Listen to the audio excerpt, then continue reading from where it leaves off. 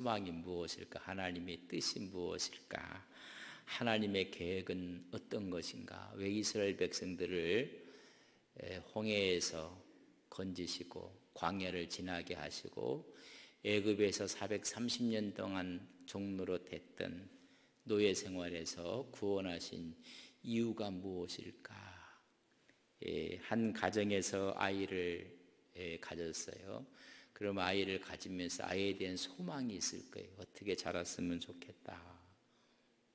여러분, 어떤 회사를 운영하고 있는 사장님이 있다면 여러분 소망이 있을까? 앞으로의 회사가 어떻게 됐으면 좋겠다. 꿈이 있고 계획이 있는 것입니다.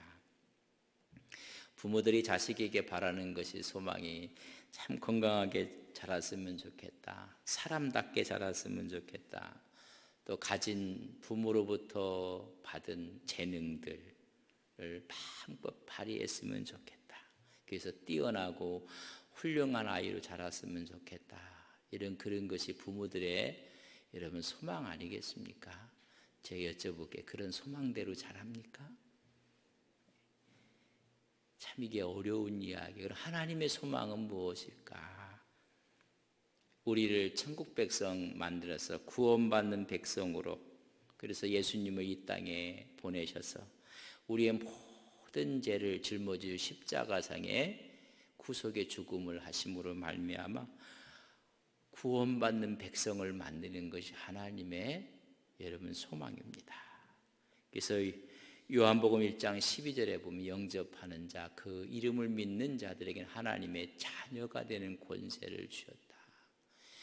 그렇게 오신 예수님을 구주로 영접하는 사람에게 하나님의 자녀가 되게 하는, 그래서 은혜와 평강이 넘쳐나게 하는 것이 하나님의 인류에 대한 소망입니다. 고린도후서 5장 17절에 보면 그런즉 누구든지 그리스도 안에 있으면 새로운 피조물이라. 이적권이 지나갔으니 보나 새 것이 되었도다. 여러분, 새로운 피조물로 살게 하는 것이 하나님의 소망이에요. 좀 하나님의 뜻과 하나님의 말씀에 맞는 새로운 피조물로 살아가는, 그래서 골로새서 3장 16절에 보면 그리스도의 말씀이 너희 속에 풍성에 거해 모든 지혜로 피차 가르치며 권면하고 시와 찬미와 신령한 노래로 부르며 감사하는 마음으로 하나님을 찬양하게 하는 것이 하나님의 소망이에요. 시와 찬미와 신령한 노래로 하나님을 찬양하고 감사하게 하는 것이 하나님의 소망이라는 것입니다. 여러분, 우리가 수많은 운동을 하는 분들이 있어요. 또 운동 선수들이 있고 팀들이 있고, 그래서 기업에서 구단주가 프로팀을 갖기도 해요. 축구, 배구, 야구. 그렇다면 구단주가 바라고 있는 소망이 무엇일까? 감독이 여러분 승리하는 것입니다. 정말 하나님이 이스라엘 백성을 향한 소망이 무엇일까? 아브라함, 이삭, 야곱, 그리고 요셉을 통해서 이루고신 하나님의 뜻이 무엇인가? 야곱의 12아들로 인해서 12 신앙 공동체를 만들게 된 그들이 애굽 땅에서 종살이하고 노예 생활할 때 모세를 통해서 그들을 인도해 주셨던, 왜 인도해 주셨는가? 하나님의 뜻이 무엇이고 소망이 무엇이기 때문에 그랬는가?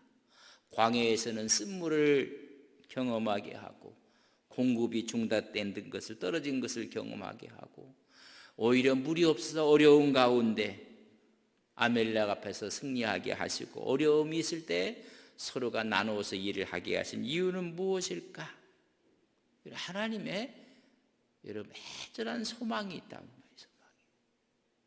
그래서 오늘 말씀해 보면 그들이 출애굽한 지 3번째 달, 그러니까 만 2달이 지난 후에 이야기입니다.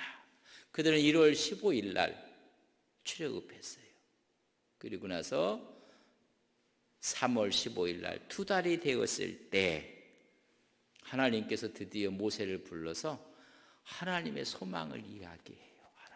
이 말을 가서 너희 백성에게 전하라, 말하라고 여러분 그 하나님의 소망을 이야기하고 있는 거예요. 왜 인도했는지, 왜 하나님께서 이런 훈련을 통해서 가나안 땅에 들어가게 하는지를 말씀하고 있는 것입니다.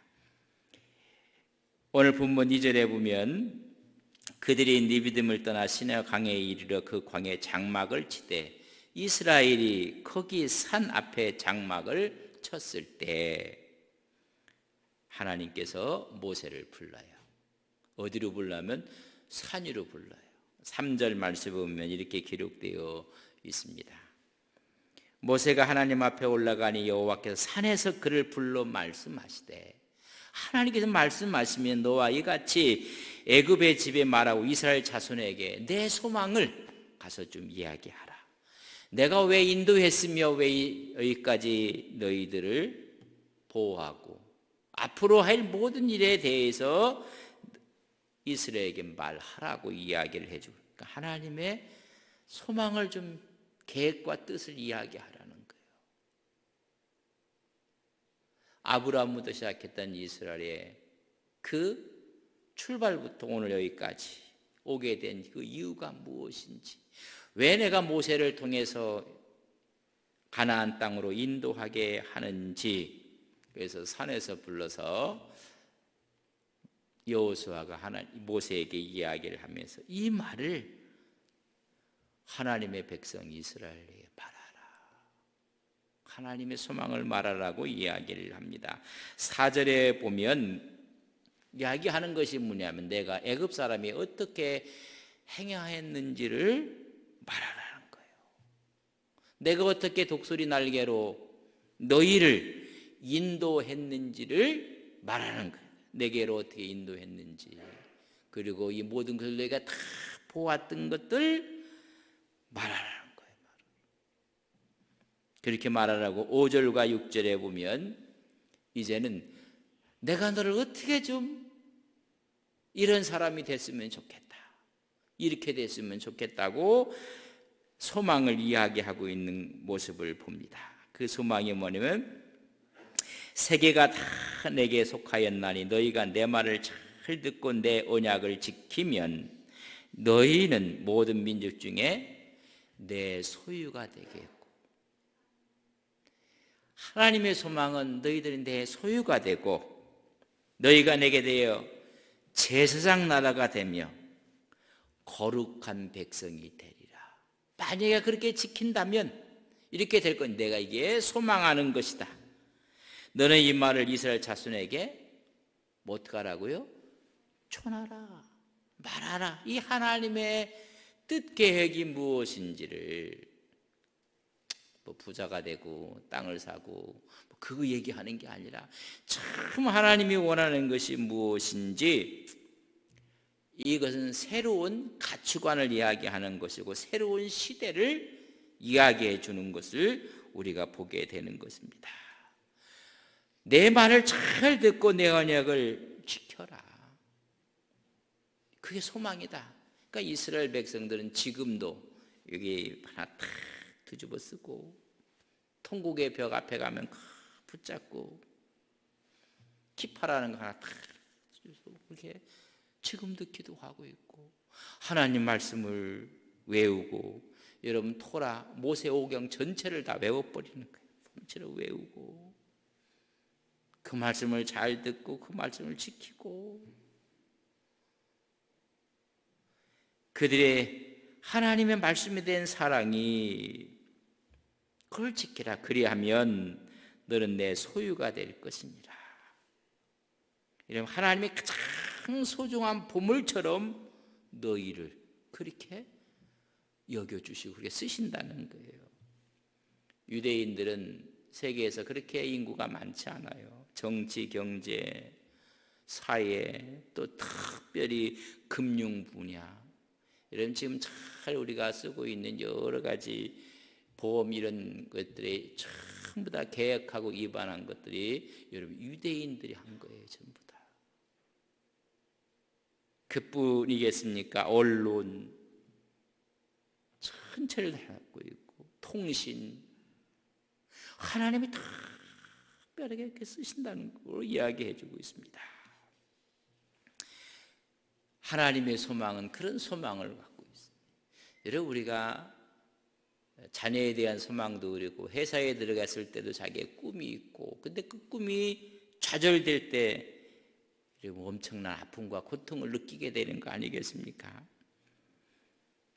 토마스 사무엘 퀸이 처음 사용했던 단어가 있습니다. 여러분, 패러다임을 바꾼다는 것입니다. 그래서 패러다임 시프트라고 이야기를 해요. 한때, 지금은 이 세상 사람이 아니지만은 아내와 자식을 빼고는 다 바꾸라, 이런 이야기가 회자되죠. 여러분, 바꾸는 것입니다. 이제 내가 종이 아니라 하나님의 백성이고 하나님의 손이고, 너는 제사장처럼 살아라. 패러다임 시프트는 뭐냐? 변화에 맞는 새로운 가치관을, 새로운 시대에 적응하는 것입니다. 너희들은 지금 종이 아니라는 거예요. 근데 매일 종처럼 원망하고 불편하고, 조금만 좋으면 웃고 조금만 싫으면 원망하고, 이게 종들이거든요.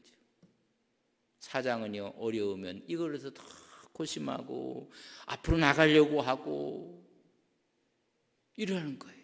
근데 종들은 원망하고, 패러다임을 바꾸지 않으면, 여러분, 시계 산업하면 여러분, 세계에서 따라갈 수 없는 시계 산업이 어디예요? 스위스. 지금도 뭐 스위스제가 비싸고 좋은 것들이 많아요.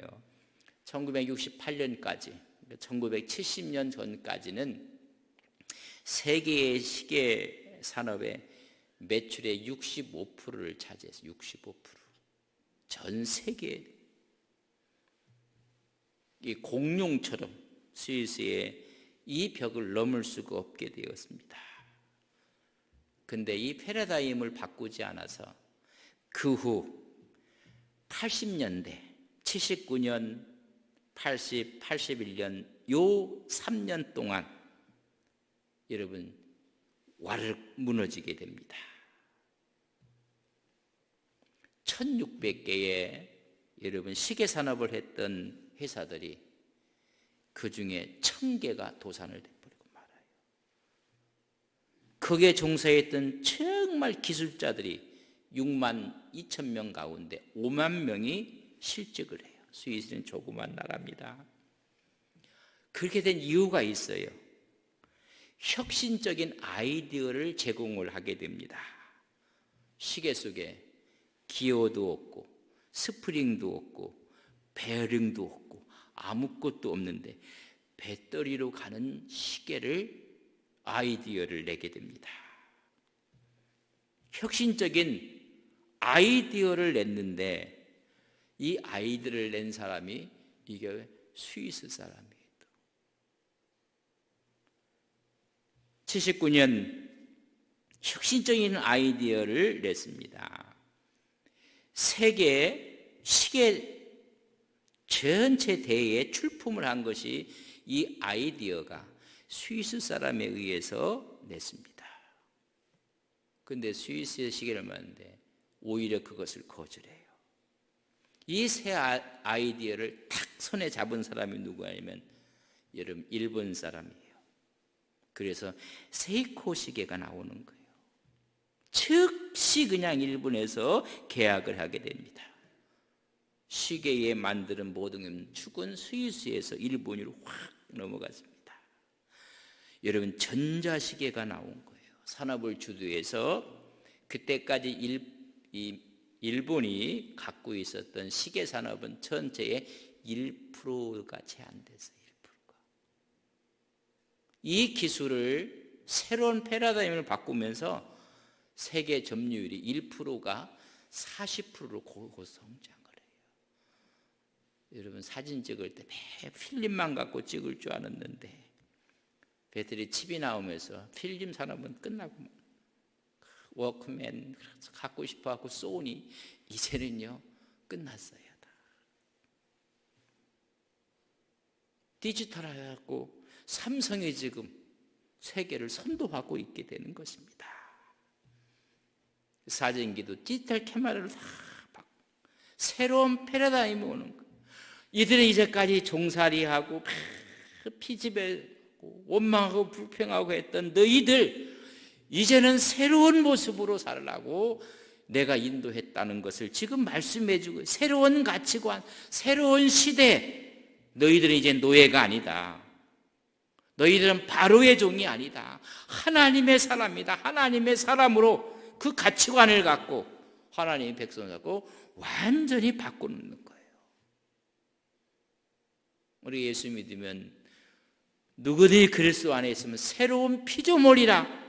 생각도 바뀌었네. 매일 그 생각도 예수 믿지 않았던 생각 그대로 갖고. 그래서 제가 예수 믿고도 안 변하면요, 그게 기적이에요. 기적. 예수 믿고 변하면요, 그게 정상입니다. 예수 믿고 안 변해요, 기적 중에 기적이에요.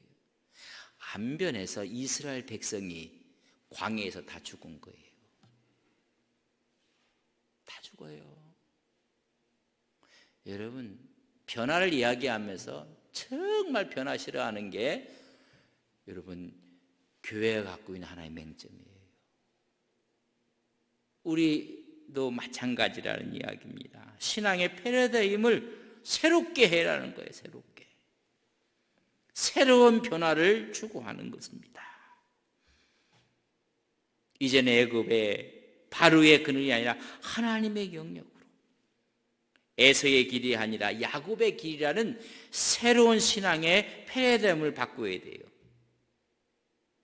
여러분, 엘리 집안의 모습이 아니라 사무엘 집안처럼 망하는 모습이 아니라 흥하는 사무엘의 신앙으로 바꿔줘야 돼요. 사울의 집안은 몰락하여 다윗의 집안은 흥하게 됩니다. 그런 걸 자꾸만 바꾸라는 거예요. 정탐을 하고 해서 10명처럼 상황과 여건을 보고 나서 우리는 메뚜기라, 2명은 아니다, 저들은 우리의 밥이다. 여러분, 이런 신앙의 패러다임을 바꾸라는 거예요. 어떤 믿음, 어떤 삶을 갖고 어떤 자세를 보내에 따라서 어떤 사람은 매일 힘들다고 하고 어렵다고 하고 안 된다고 하고, 그 목사님 그거 되겠습니까?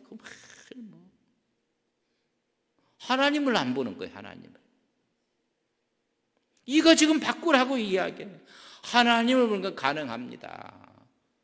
여리고성이 어떻게 무너져요? 불가능합니다. 그 하나님을 바라보고 믿음으로 행진하고 믿음으로 외치는 거예요. 쓴물이 단물이 돼요. 양식이 떨어지면 공급하시는 하나님을 경험하게 해요. 물이 없을 때 생수가 터져나오게 해요. 혼자 하는 것이 아니라 함께 한다고, 기도도 함께 하고, 여호수아는 싸우고 사람의 규정함을 깨닫게 하고, 리더십이 아니라 이제 파트너십이다. 함께 1000부장, 100부장, 50부장, 10부장을 세우고 새로운 것으로 바꿔서 하나님께서 그런 걸 광야에서 경험하게 해서 내 소망이 무엇인지를 지금 이야기하고 있는 것입니다. 이걸 신약에 와서는요, 우리가 영역이 완전히 바뀌었음을 이야기해요. 그 영역은 죄와 사망의 영역에서 생명과 성령의 영역으로 완전히 바뀌어진 모습을 노마서에서 이야기합니다. 노마서 8장 2절에 보면, 우리 같이 한번 읽겠습니다. 노마 8장 2절. 이는 그리스도 예수 안에 있는 생명의 성령의 법이 죄와 사망의 법에서 너를 해방하였습니다. 이제까지 죄와 사망의 법에 있던 우리의 모습이 이제는 생명과 성령의 법 아래로 옮겨졌다는 이야기. 여러분, 우리가 소속이 달라진 거예요. 소속이.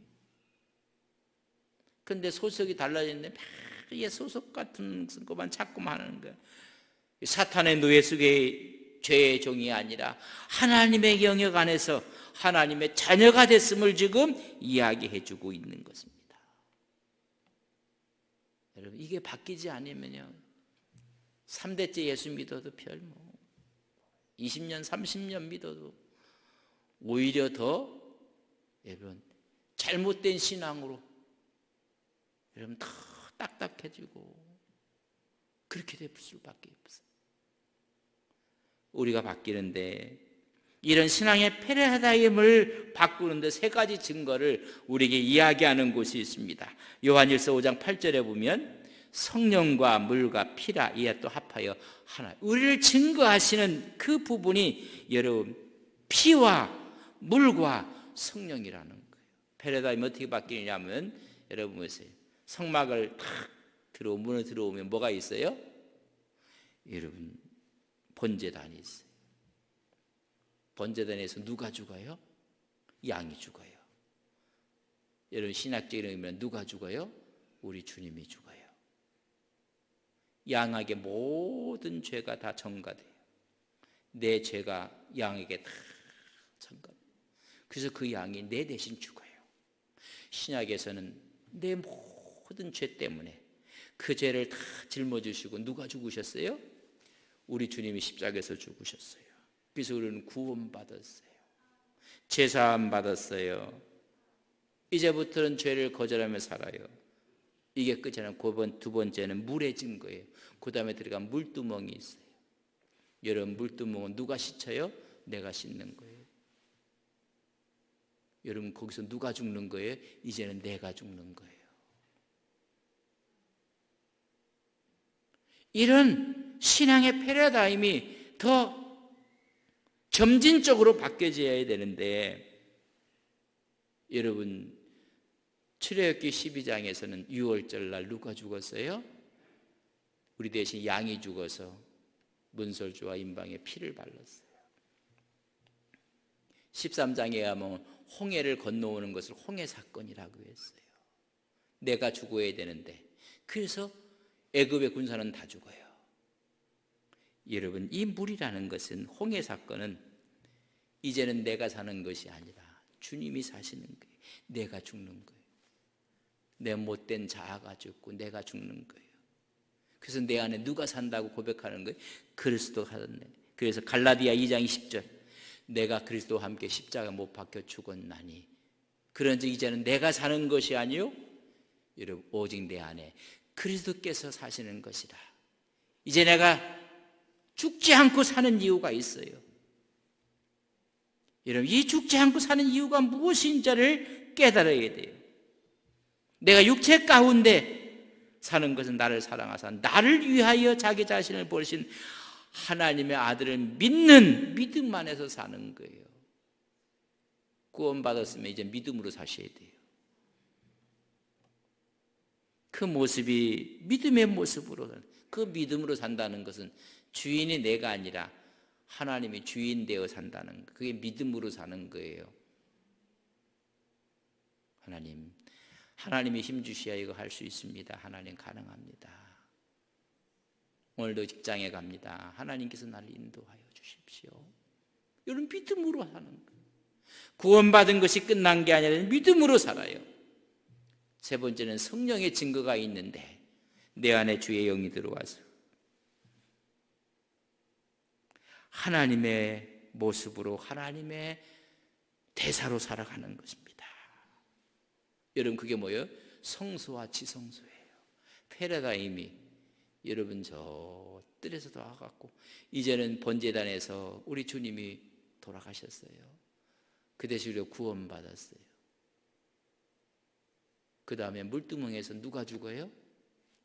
내가 죽어요. 나를 통해 주님이. 그리고 뭐가 있어요? 성령이 임하는 성소와 지성소의 삶을 사는 거예요. 말씀이 있고 기도가 있고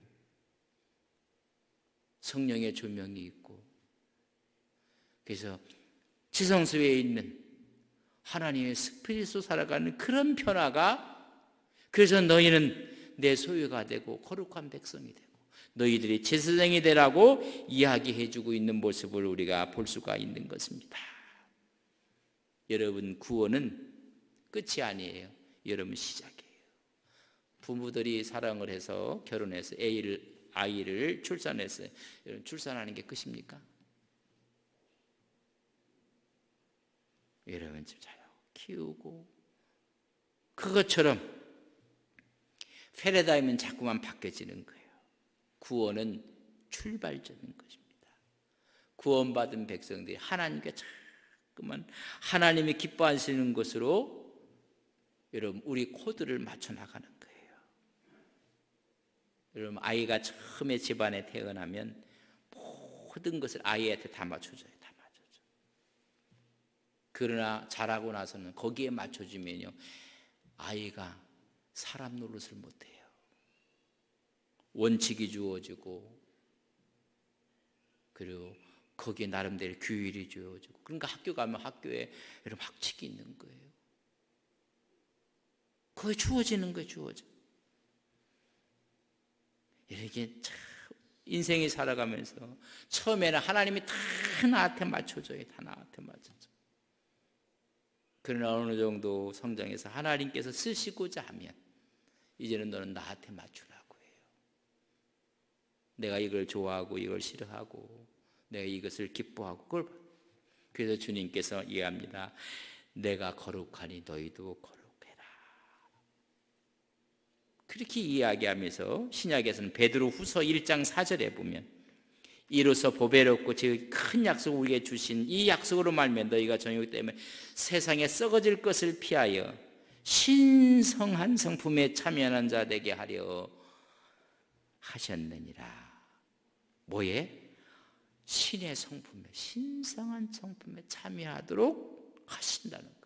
그러기 위해서는 자꾸만 좀 하나님께서 원칙을 주는 거예요. 이 말을 듣고 지키고 그 전까지는 무조건 하나님께서 다 해줬는데 이제 하나님께서 한 가지 하나님의 품 안에 달려가 하나님이 기뻐하는 것을 하나님이 어떤 걸 좋아하는지 주 이름은 하나님 뭘 기뻐하시는지 우리의 삶 가운데 우리는 어떻게 하는 것이 하나님이 기뻐하게 하고 하나님이 좋아하시는지 하나님의 뜻, 하나님의 사상, 하나님의 가치관을 하나하나 맞추는 작업을 해야 돼요. 그래서 신의 성품이 보여지도록 하나님의 거룩함을 우리는 다 나약하고 부족하고 그러니까 누구지 그리스도 안에 있으면 이전 것이 지나갔는데 매일 1년 전 얘기, 2년 전 얘기, 3년 전 얘기, 5년 전 얘기, 10년 전 얘기만 하는 사람들 보면 이미 새롭게 됐으니까는 여러분 새롭게 보라는 이야기를 해주고 있는 것입니다. 그래서 광야를 통해서 깨닫게 하시고 새로운 가치관에서 쓴물일 때 원망하지 말라. 십자가를 붙잡으라. 너희 먹을 것이 다 떨어질 때 공급하시는 하나님이 있음을 깨달아라. 인생이 무의미할 때 생수되는 성령이 있음을 깨닫게 하시고 사람이 귀하게 보여지게 함께 기도하게 하고 서로 연합하게 하고 리더십은 파트너십으로 바꾸면서 함께 하고 그렇게 이야기하는 것입니다. 그러면서 하나님께서 그들에게 이제 계시를 하시고 하나님의 소망을 이야기하고 있는 것을 봅니다. 오늘 4절 저희들이 읽었습니다. 애굽 사람에게 어떻게 행했는가를 한번 봐라. 애굽 사람 어떻게 행했는가. 10가지 재앙 가운데 하나님이 어떻게 행했는지 그리고 독수리 날개로 그들을 어떻게 인도했는지 너는 가서 이야기하라. 여러분 사랑에는 2가지 사랑이 있다고 해요. 아주 부드럽고 그리고 나한테 모든 것을 맞추어주고 편안하게 해주는 것을 젠틀 러브라고 해요. 그러나 또 하나의 사랑이 있어요. 좀 거칠게 끌고 가는 사랑이 있어요. 타프 러브라고 해요. 아주 거칠게. 여러분 이 이야기가 어떤 이야기인가 하면 신명기를 한번 봅시다. 신명기 32장 1절에 보면 32장 11절입니다. 같이 한번 읽겠습니다. 시작. 마치 독수리가 자기의 보금자리를 어지럽게 하며 자기의 새끼 위에 너풀거리며 그의 날개를 펴서 새끼를 받으며 그의 날개 위에 그것을 엎는 것 같이 독수리 날개로 그들을 업어 날랐다고 했을 때 여러분 타프하게 했다는 거예요. 여기서 보면 있어요. 보금자리를 막 어지럽게 했다는 거예요. 여러분, 새 중의 왕이 독수리예요. 그러나 그 독수리의 보금자리는 너무너무 편안한 곳이에요. 어떤 것도 올라오지 못하도록 제일 바깥에는 가시나무로 다 형을 만들고 그 안쪽에는 가죽으로 씌우고, 여러분 가죽으로 씌우면 그 위에는 가장 부드러운 털로 다 깔아놓고,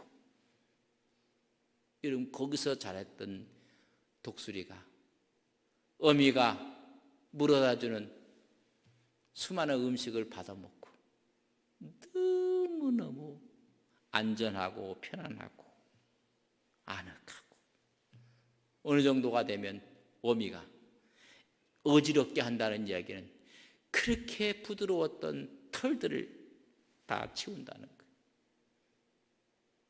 그 다음 뭐까지 치워요? 가죽까지 치운다는 거예요. 그 장소에 있으면 독수리 구실을 못하는 거예요. 여러분, 이것은요 타플러브라고 해요. 아주 강력한 거친 사랑을 해주는 거예요. 그리고 자기 새끼 위에 너풀거리며 그의 날개를 펴서 새끼를 받으며, 오늘 신명기 32장 11절 말씀을 여러분 잘 보세요. 그러고 나서는 날개에다가 탁 얹어가고 고궁으로 올라가고, 여러분 거기서 어떻게 해요? 너풀 보면 떨어뜨려 버린다는 거예요. 그러면 새끼 독수리가 저 상공에서 떨어지면서 우리 엄마 미쳤다, 우리 아버지 막 갔다, 그 좋은 집 다 헐어버리고 난리 공중에 떨어뜨려 날 죽게 한다, 그러면서 악을 쓰면서 날개짓을 하는 거예요. 여러분 그때 여기에 힘이 생기는 거예요. 그러면 그 밑에 가서 또 받는 거예요. 오늘 성경에 보면 그 날개를 펴서 그 새끼를 받으며, 여러분 또 다 받아가고 또 공중으로 또 올라가는 거죠. 올라가서 또 떨어뜨리는 거예요. 우리 엄마 아빠 맛 정말 같다, 얘는 그러면서 퍼덕거려서 여러분 힘을 얻고 근육을 얻게 해서 새 중에 왕으로 만드는 거예요. 편안하고 안락하고, 이럴 땐 하나님께서 그렇게 부드러웠던 털들을 확 날려버려. 왜 하나님이 이런 일을 저에게 겪게 하십니까? 이런 아픔을 주십니까? 그 다음엔 가죽까지 다 벗겨내갖고 수많은 것이 막 찌르는 거예요. 더 이상 있을 수 없게 만드는 거예요. 왜 인생을 이렇게 힘들게 하고 아프게 하고. 그뿐인가요? 막 창공으로 데리고 올라가서 막 떨어뜨려 버리는 거예요. 하나님, 이건 있을 수가 없는 일입니다. 왜 나에게 이런 일이, 왜 나에게 이런 건강의 문제가, 사업의 문제가, 왜 이런 아픔의 문제가, 그러면서 막 하나님 앞에 기도하고 그러면 힘을 얻는 거예요. 힘을 얻어. 오늘 그 말씀이 신명기에 있는 그 말 그대로 자기 새끼 위에 너풀거리며 그의 날개를 펴서 새끼를 받으며 그 날개를 위해 그것을 없는 거 없고 또 가서 또 떨어뜨리고. 그래서 여러분 새 중에 왕으로 만드는 거예요. 하나님, 이스라엘 백성들 하나님께서 그렇게 내가 어떻게 했는지 너희들 가서 얘기하라. 물도 쓰지 않았으면 얼마나 좋았고, 가까운 음식이 떨어지지 않았으면 얼마나 좋았고, 메마른 것이 아니라 샘물이 터지고 막 신화가 흘러면 얼마나 좋았고, 아멜렉이 없었으면 얼마나 좋았고,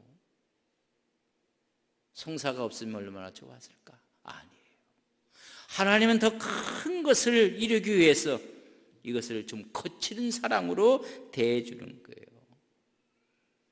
그렇다고 또 들었다, 내가 젠틀 사랑이 아니라 이제 타프한 사랑으로, 그래 하면 안 되고요. 하나님께서 우리를 그렇게 훈련을 하는 것입니다. 너를 강하고 견고한 독수리로 세우기 위해서. 우리가 뭐 미운 7살 얘기하는데 지금은 바뀌었다고 해요. 뭐 3살, 4살만 돼도 애들이 다, 여러분 6살하고 7살 차이에 미운 7살 얘기하면 아이가 모든 것을 부모들이 아이한테 다 맞추는 나이가 6세라는 거예요. 그래서 지금 많이 뭐 선행 학습을 하고 선행 공부를 해서 국민학교 가면 기억, 니은 그때 배워야 되는데 요새 초등학교는 1학년 들어가면 영어도 A, B, C도 다 알아. 그 선행학습이 교육적으로 좋은 건 아니에요, 사실.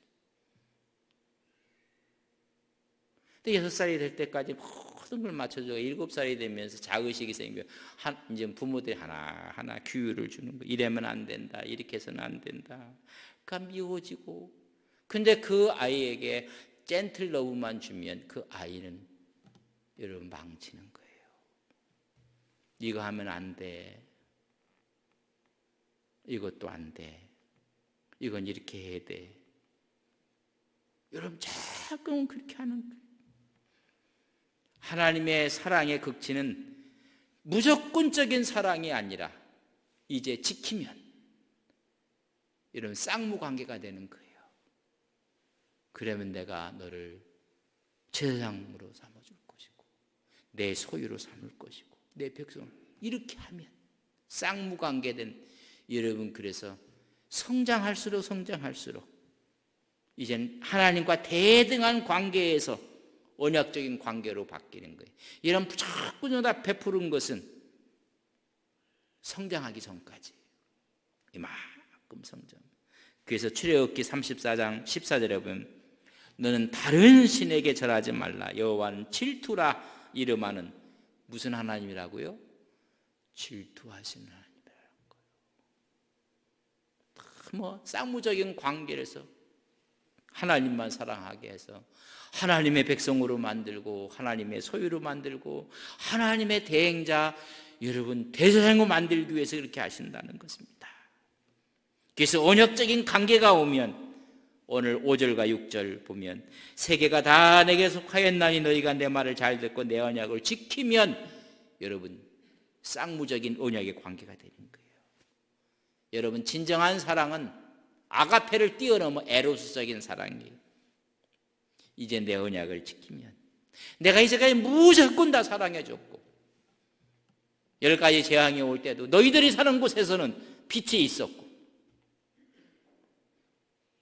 너희들이 있는 곳에는 어떤 어려움도 없었고 그렇지만 이제는 내 언약을 지켜야 된다. 여러분 성장하고 성숙한 사람한테 주는 거예요. 그리하면 너희는 모든 민족의 내 소유가 될 것이다 라고 이야기해 주고 있어요. 여러분 하나님의 소유 하나님의 아끼는 하나님의 사람입니다. 그 하나님 가장 아끼는 사람이 누리는 축복이 얼마나 클까. 그 예수 믿으면요 비리비리하게 살면 안 돼. 잘 살아야 돼요 사실. 근데 또 잘 산다고 또 뭐라는 분들도 있어요. 여러분 정말 하나님을 잘 살아야 돼요. 하나님의 소유로 가장 귀중한 귀중품으로 살아가게 하신다고 말씀을 해주고 있는데 이런 명품 인생을 살아야 돼요. 들고 있는 게 명품이 아니라 그 사람의 신앙이 명품이에요. 그래 좀 기다려 봅시다. 하나님이 하실 겁니다. 하나님 우리를 도와줍니다. 그러가는데 뭐 큰일 났고 난리가 났고 뭐가 어떻고 그 하나님의 소유가 아니에요. 하나님의 소유가 그 하나님의 그 소유를 다 누리고 살 뿐만 아니라 내가 너에 대해서 제사장 나라가 되게 하신다는 거예요. 여러분 제사장은요 2가지가 있어요. 중재 역할을 하는 거예요. 중재 역할. 그래서 구원의 길로 인도하고 화해를 일으키고 여러분 제사장이 2번째 역할은 통치 역할을 하는 거예요. 하나님 나라를 건설하고 통치력을 갖고 여러분 유대인도 다 가진 것 같아요. 여러분 이것을 우리 나라가 우리 민족이 지금 코로나19는 세계에서는요, 하루에 안동시만큼 막 확진자가 생기고 막 죽는 사람은 더 많이 막 생기고 이래요. 근데 우리는요, 100명만 돼도 그냥 막 이런 분을 어떻게 많은 소리 K방역을 얘기하고요. 모든 면에 우리나라가 통치권을 가질 것을 믿습니다. 어떻게 하면? 하나님과 쌍무관계 속에서 그 말씀을 귀하게 여기고 있습니다. 이럴 때일수록 교회가 더 뜨겁게 모이고 기도하고 그래야 되는데 이렇게 하면 안 돼요. 하나님 그렇게 하실 것이다. 제사장 나라가 되게 할 것이고 거룩한 백성이 되게 할 것이라고 말씀해 주고 있습니다. 이게 하나님의 소망이에요. 하나님의 가장 귀중한 보물처럼 살아가고는 믿음의 종들이 되시기를 바랍니다. 내가 하나님의 귀한 보물이니까 흠집 내지 마십시오. 언어로 흠집 내지 말고. 우리는 제사장에서, 그래서 베드로에서 보면 우리는 왕 같은 제사장이라고 해요. 왕 같은 제사. 그래서 거룩한 백성으로 살기. 이게 하나님의 소망이에요. 소망. 여러분, 그럼 어떻게 살아야 돼요? 잘 살아야 돼요. 강건하게 살아야 돼요. 멋있게 살아야 돼요. 여러분, 그렇게 살아가는 믿음의 역사가 있기를 주님의 이름으로 간절히 축복합니다. 좋으신 아버지 안에 하나님의 소망이 있습니다. 우리를 가장 귀한 보물처럼 귀중분처럼 여기신다고 말씀하셨고, 우리는 제사장 나라가 돼서 통치권을 행사하며 하나님의 거룩한 백성이 되는 것이 하나님의 소망입니다. 하나님, 우리 삶을 통해 이 소망을 이루어 드릴 때 우리 앞에 시온의 대로가 열려지게 해주시고, 하나님의 역사와 하나님의 은혜로 말미암아 우리 앞에 있는 요단강이 갈라지며 여리고성이 무너지는 기적의 역사가 임하게 하옵소서. 강건한 복을 허락해 주시고 하늘의 복과 땅의 기름진 복으로 채워주셔서 이 땅을 승리하며 살아가는 거룩한 종들 되게 하옵소서. 예수님의 이름으로 기도 올리옵나이다. 아멘.